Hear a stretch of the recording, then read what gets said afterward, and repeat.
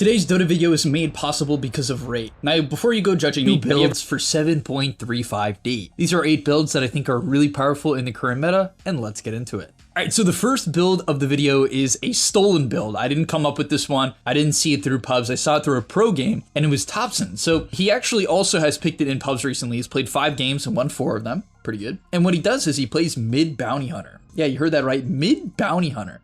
So what is so good about mid bounty hunter? Well, I've been a fan of bounty hunter for a while now. I really think that this hero is underrated, and I think it's kind of better than you can go stick. If it's a good raindrop rain and you're against SF and you need it, you can go raindrops, right? These items are of course all fine. But then you go phase boots into windlace. After that, magic wand if the game calls for it, then into phylactery after phylactery axe. Now you might be like, oh, speed, why don't I just upgrade the phylactery immediately into conda? Well, I actually done testing, and funny enough, I did this testing a long time ago, and Conda on Bounty Hunter doesn't feel that good. Like, compared to Ags, and the timing that Ags is, which is insane because it applies Janata, and it applies bonus cast range to the shuriken, it's just not even close, because the Janata application to the shuriken is insane. It gives you the bonus gold every time you toss in the shurikens towards the enemy, right? It just makes a big difference for getting that gold going, getting you to your next item. So yeah, after that he goes Conda, which honestly, I'm not gonna lie guys, even then I would recommend going BKB. I think like people will overestimate how good Conda is because it's like, oh my god, damage and I crit, and it's like, you already crit on the shuriken, and it really doesn't, it just doesn't do that much for my testing. Just go BKB so you can stay alive. And yeah, in terms of the skill build, because you're probably wondering about that too, the skill build is 4-1-1 or 4-2-0. Thompson prefers going 4-2-0, which is maxing shuriken, 2 points in Janata. He takes Janata at level 1, he tries to pick it into melee heroes, right, which makes sense so you can actually hit them, but he doesn't take a point in invis until like level 8, right, or level 9 sometimes, and I just don't agree with it. I think in order to get around the map, especially if you want to play this like off lane as well, which you can, I don't really think that no invis is good. Last thing to say about mid bounty hunter, as this is one of the most interesting builds of the patch, is that at level 25 you get Janata has no cooldown.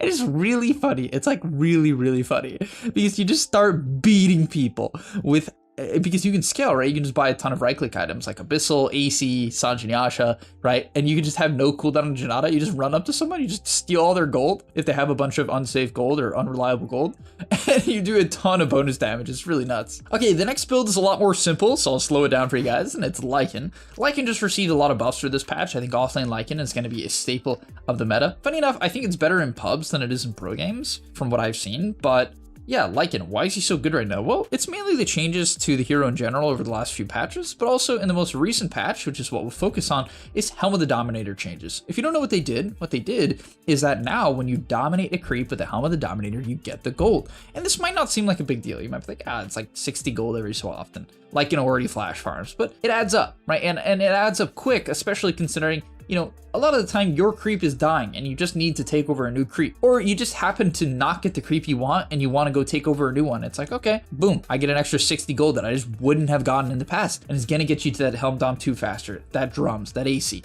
right? Whatever item you're buying. And yeah, in terms of the item build for Lycan, I have a bit of a hot take on the hero. I have 2 hot takes. The first one is that I think, well, you rush Helm Dom, and then after that, you actually buy a Blightstone and Atos. The reason why I say this is, well, first off, you're universal, so you do get damage from int, but that's not as important. I just think that like the big issue with this hero is lockdown, and keeping people in place, even for like a second or two, makes a world difference because it lets your units rip into them. And then after that, you buy drums so that while they're Atos, your units hit really fast, really hard, right? They crit from your ult and then they get bonus attack speed. Then you buy an AC. If the game requires BKB, you can just skip all this and go BKB. Or if it's a broken AC game, you need the armor, you can do that as well. I'm totally fine with any of these builds. But yeah, I just think that the Blightstone compared with Howl armor reduction, especially the talent level 10, is insane. But yeah, this hero just got buffed. I think these builds are something to keep in mind. In terms of the skill build, I think 4-1-1 tends to be the best. If the lane is easy, you can go 4-0-2 and just deny a ton of creeps. Then we have Disruptor. As a support, this hero received a major buff in its ability to trade in the laning stage. Basically what they did is they increased the slow on the Thunder Strikes. Everyone went from 0.1 slow to 0.4. That is a 4x in value. You might be like, oh, speed, come on, you can't see it like that. It's not a 4x in value. I mean, it is. And the laning stage is very noticeable. it's not even just the laning stage, it's just the ability to track people down at any stage in the game, because this is a value point ability. Sure, there are builds on Disruptor that revolve around maxing Thunderstrike, but they're far and few between. They are not the popular build, and I definitely don't recommend it. You want to max glimpse, and then you want to max kinetic field to, keep people where you glimpse them and keep them in your ulti. So yeah, the level 1 Disruptor Q buff is not only a laning stage buff where it helps you get a ton of autos off, it helps you track people down with glimpse. It helps you set up for kinetic field if you don't have glimpse, right? It does a lot for this hero. And so as a hero, it's a 51% winner hero now. I'm a big believer in Disruptor if you get a couple of games in, and it really does counter a lot of mobile mids. So if you see a mobile mid against you, or you think that the enemy is going to pick it, right? Or you just don't like playing against them, maybe your position 4 is like a non-lockdown hero, Disruptor is some of the best lockdown in the game. Then we have Lich, another hero that received pretty direct buffs this patch. What they did is they buffed his W. It does more damage in the later levels now. And on top of that, his shard, which is really the main thing that I love.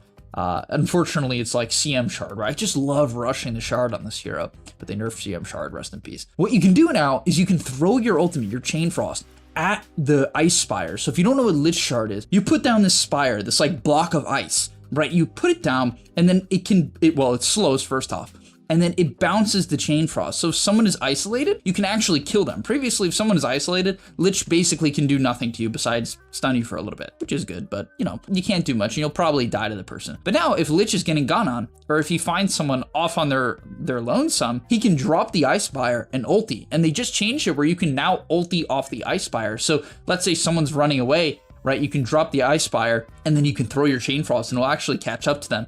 Right? Or if, maybe your teammate is stunning someone, this is probably the more practical case. Your teammate is stunning someone and you just want to immediately get that Chain Frost damage going. Place down the Ice Spire, which has decent cast range. Then you drop your ulti and then, you get that going. So yeah, it's very, very powerful. Huge fan of this hero. Huge fan of QW max, just going crazy damage and then buying your shard almost ASAP. The next build is a carry build. I just like to give a couple of my opinions on Drow. So I'm sure a lot of you guys know that Drow received major buffs in this patch. The major buff in this patch was that multi-shot went down in cooldown by 3 seconds at max level. Now to compensate, they actually made the 15 talent, the multi-shot cooldown, worse, but not by enough. Even with that talent, it goes lower than previously, right? So just, major buff to Drow Ranger now, where this hero's multi-shot is just such a low cooldown. And that's key because in the early game, this is your damage spell, your farming spell, your wave shove, even your scouting spell, right? It can tell you if people are coming, right? If you really need to use it like that. And so it does everything. This is Drow's main spell. And so a major buff to your major ability is going to make you shoot up in win rate, and it certainly did that to Drow. Now, my opinion on the hero that I'd like to say is, in terms of skill build, of course you're maxing your E, 214 tends to be the build, 204 is fine if you don't need Gust, and then in terms of items, it's just Treads, Wand, D-Lance, but from there, people get really, really greedy. I just can't ever get behind it.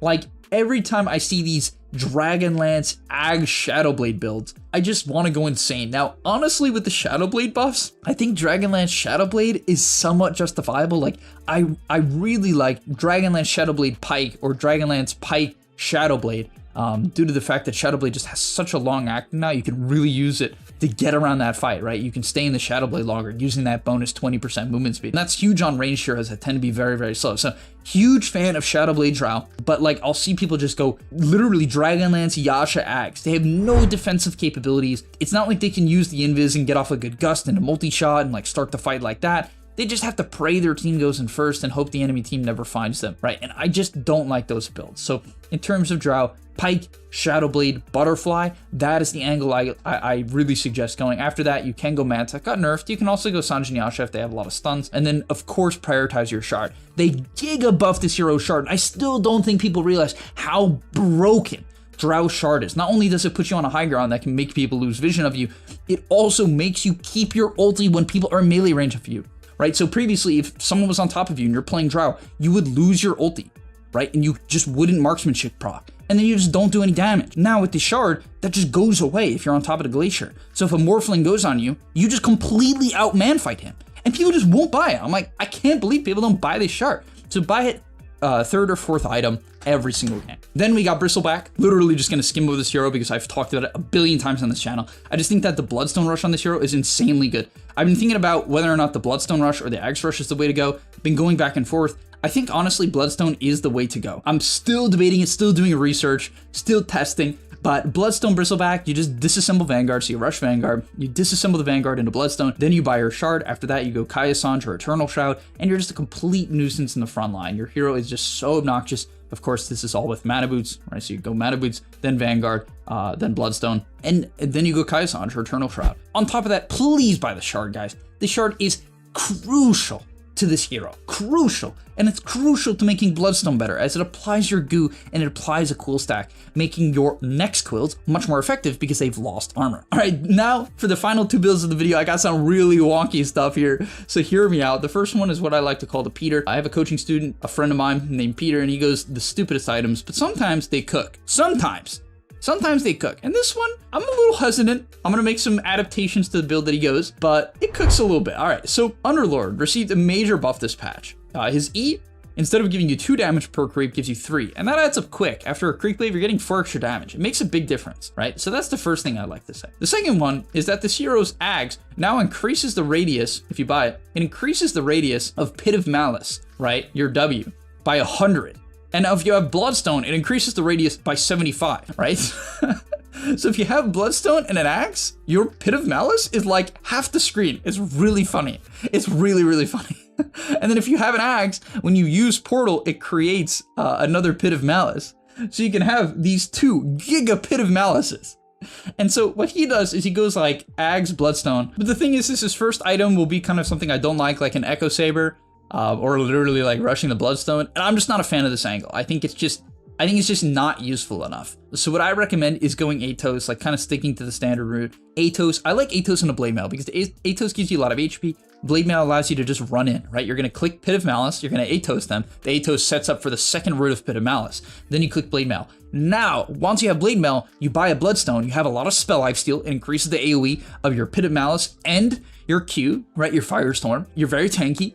And yeah, you can just kind of run in with a Bloodstone with an Atos, you set up, you control, you get in the way, you do a ton of damage, you have a gig of root, you reduce damage, and then you buy an axe and you can do it twice, right? And so that is what I recommend. And then late game, you buy a Wind Waker because if you use it on the enemy, you can root them again in the pit because you can use them and they will come down and get rooted again. So like root, Atos, root again, Yules, root again.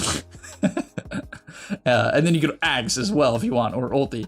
It's pretty insane. And then finally, this one, I'm literally going to cover it quickly. If it really comes into play and seems to be even decent, I'll make a full video on it, but it's Tinker Support. This hero received major buffs as a hero, but Tinker Support's really interesting because honestly, it has some really interesting talents, really interesting parts about it. So first things first, it has 6 armor. It is a 6 armor range hero, which this is like Gyrocopter territory, and that's a big reason why Gyro support is viable, because Gyro has 7 base armor. Tinker has 6 now, which is just insane. From there, so basically your E is this pretty insane ability. When you put it on people, it has a 15-second duration on a 12-second cooldown. Obviously, you can rearm it. But now it has an 850 cast range instead of 650, which was terrible. It has 850, 200 more cast range. It makes this ability way more viable. And so the build that I recommend you go, I think there's a couple of angles. I think the best one is probably just laser still, like maxing laser. So like 411 and then maxing defense matrix. As good as missiles can be, I think like spamming missiles, just like off coolness spamming missiles, you're just gonna run out of mana. It's better to have like laser and defense matrix, which are just overall higher impact abilities if you have like less total abilities. You know what I mean? Sure, if you can click like 15 heat-seeking missiles like Core Tinker can do in the late game, fine. But that's not what you're doing, right? You just want to apply defense matrix to your frontliner, and then they have 40% status resist. And if they get gone on by certain stuns, they just don't really get stunned, right? And so yeah, this is what you do. It's just extremely, extremely useful. When you have your ulti, you can just TP around the map, you can refill bottles, you can be a miniature courier. And what my friend Derek suggested as well is that you max laser and make an ancient stack for yourself. And yeah, this hero can farm ancient stacks at level 7 when it has max laser, as long as you smoke yourself. And the reason why this is good is it's a bit hard to get levels on this hero. The biggest downside is its early game is not necessarily the best. It's mid game when you have max laser, max defense matrix, or you can obviously go like max laser, max missile, and then eventually go back for defense matrix are good, but you kind of got to get there. And one of the best ways to get there is to make a bunch of stacks and then laser them down. If you have like a 4 or a 5 stack and you smoke yourself and laser it, you'll get like 2 or 3 levels. It's pretty insane. And then finally, the last thing to mention about this hero is the talents. At level 10, you get mana cost. At level 15, you get defense matrix damage absorbed. So you can literally absorb like 400 something damage. It's really insane. And at level 20, you get defense matrix grants 25% cooldown reduction. So if your teammates are just farming around the map, or you have like a Terrorblade and you put this on him, and he clicks meta or he clicks illusion, it's just a way lower cooldown. It's really funny. Obviously, this applies to like a Pango, right? Because it's permanent uptime, defense matrix. So like for a lot of heroes that just need CDR to farm, it's just insane, right? It's absolutely broken. So really a big fan of this talent. And the final best build of patch 7.5D is signing up for Raid with the link down below. You'll get $100 in free rewards, so go ahead and try it out now.